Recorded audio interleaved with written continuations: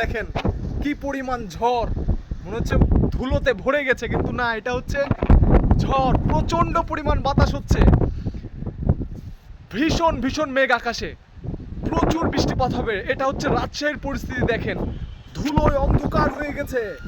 এটা এই ধুলো সেই ধুলো না, এটা ঝড়ের ধুলো। দেখুন কি অবস্থা, একদম ঘুটঘুটে অন্ধকার হয়ে গেছে, চারিদিকে শুধু ধুলো আর ধুলো, কালো হয়ে গেছে। আমি শঙ্কিত, ভীত।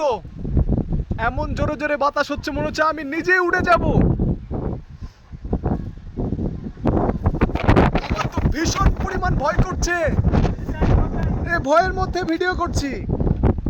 প্যান্ট ট্যান্ট গুলো সব উড়ে গেছে, একটা একটা করে ভয়ের মধ্যে তুলছি। ধীরে ধীরে বৃষ্টি পড়া শুরু হয়ে গেছে। সবকিছু তোলা হয়েছে। হ্যাঁ, ও কি পরিস্থিতি দেখেন, নদীও দেখা যাচ্ছে না, নদীর সাইডটা দেখেন, দেখা যাচ্ছে না। সবাই কাপড় তুলছে, চারিদিকে দিশেহারা মানুষজন।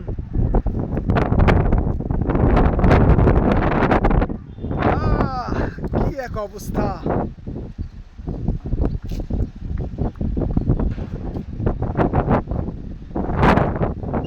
তবে যাই হয়ে যাক, গোপালভোগ পাড়ার সময় হয়ে যাবে। গোপালভোগ আম খাওয়ার দাওয়াত দিয়েন, অথবা আমার বাড়িতে এসে গোপালভোগ খেয়েছেন।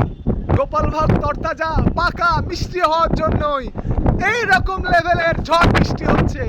এটা আল্লাহরই সৃষ্টি। দেখুন কত পরিমাণ মেঘ, আমি উড়ে যাচ্ছি, উড়ে যাচ্ছি, আমি উড়ে যাচ্ছি।